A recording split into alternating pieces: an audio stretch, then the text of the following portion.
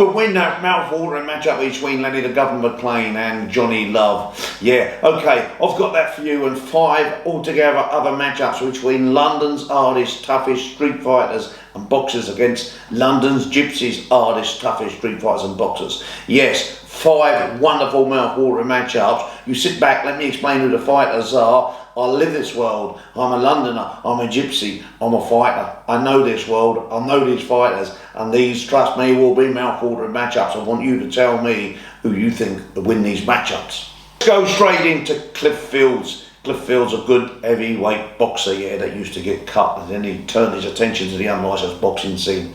And we know that he beaten Lenny The Governor McLean on 2 occasions by knockout. Yes, Cliff Fields also boxed exhibitions with Muhammad Ali, lost 4 times as a professional. Very, very good fighter. Big, strong man. Yes, he was representing London and the surrounding areas from just by Luton, just north of London, Dunstable. Yeah, okay, who would I bring in to fight this heavyweight Londoner? I would bring Les Stevens, the quiet man. Yes, Gypsy man Les Stevens. Let me tell you, Les Stevens was the 1971 ABA champion, and he went on to be a professional Southern Area champion. He went the distance in a close points position. He lost to John Conti, and he also lost a close points decision to Jimmy Young. For many of you who don't know Jimmy Young actually beat the great George Foreman. So a very tough man, Les, as well, yeah. Both very, very durable men, both good professionals. It would have been a mouth-watering, heavy titan clash. Who do you think would have won that one? Matchup 2, I have got Roy Pretty Boy Shaw. Roy Pretty Boy Shaw has stocky, tough man. We saw him at the tail end, you know, let's be honest. He was in his early 40s when we see him. He actually beat Lenny The Governor McLean on 1 occasion. He lost twice to him. He beat many other good fighters, but we saw him. He started fighting as a professional with Roy West.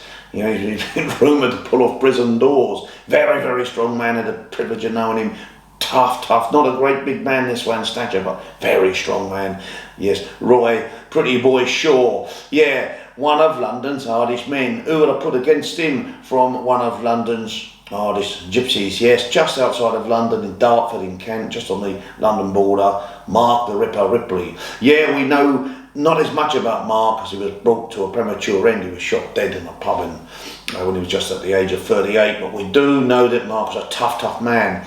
Arguably, some believe the toughest man ever amongst all Gypsies was Bartley Gorman. He had a fight in Dartford in Kent with Bartley Gorman, and Mark Ripley got a draw. But the reason I put these two together, this mouth-watering clash, is they were both, Mark was equally as strong as Roy. They were both very, very strong guys of around the same sort of stature, around a 5'10", thick-set, muscular, strong men. Who would have won that mouth-watering clash? Let me know. Andy Stoneface Till, born in Norfolk, West London.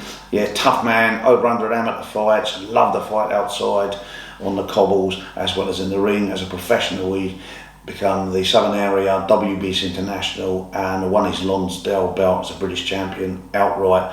Yeah, Andy, very, very, very tough man, aggressive, two-handed forward fighter, yeah, absolute warrior. Who could you really put in against somebody of this aggression? I would bring in on the cobbles, born in southwest London, St Helier, Jimmy Stockings. Jimmy had around 150 amateur fights, give or take, and he, like Andy, had reached national amateur finals, but his career was cut short because his dad had whacked the trainer and they took the licence away, and Jimmy turned his attention to the knuckle fighting, whilst we know that Andy had reached superior form in the professional ranks, but outside Andy would have struggled putting him away, and Jimmy was known for his marathon, keep on keeping on style. That would have been an absolutely another mouth-watering clash. Who would have hung out for the, for the final say? Another great clash in my opinion. Who do you think would have won? Bill the Bomb Williams, yeah, East London, went to America, had a very good fight career, feared man outside. It's reported that Lenny McLean backed down from him once. I don't know if that's true. But anyway, we do know he was a feared, tough, hard man out the ring, and he only lost 1 fight as a professional. He wasn't a great big heavyweight. He hit the scales at around 14 and a half stone.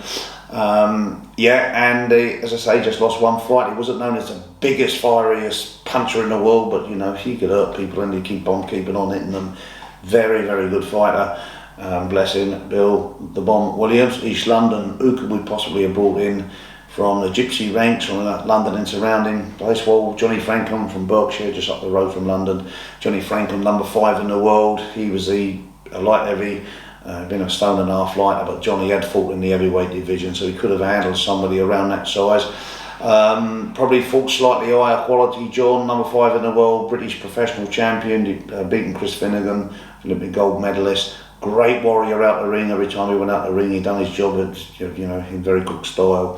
Who would have won this clash? It would have been such a skillful, hard, brave, fought contest. Let me know who you think would have won. And last but not least, yes, Lenny the Governor McLean from East London. Yeah, an explosive fighter that come out there with 2 hands, and when he didn't win, he ran out of gas, and when he didn't run out of gas, people got beat because he just kept on punching. We know he's a complete warrior outside, a complete nutcase warrior outside the ring. Yeah, who could we possibly put against him? I'm going to bring in Johnny Love from Footscray, Kent, South East London, right on the edge of London, Kent border, Footscray. Johnny Love, sadly no longer with us either, at a premature death.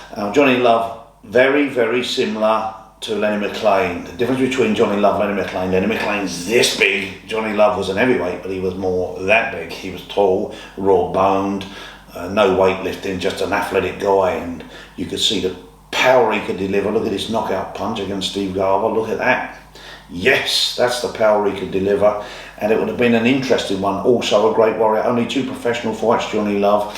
Like Lenny, not much amateur experience. In fact, no amateur experience, just like Lenny. It was really a great matchup.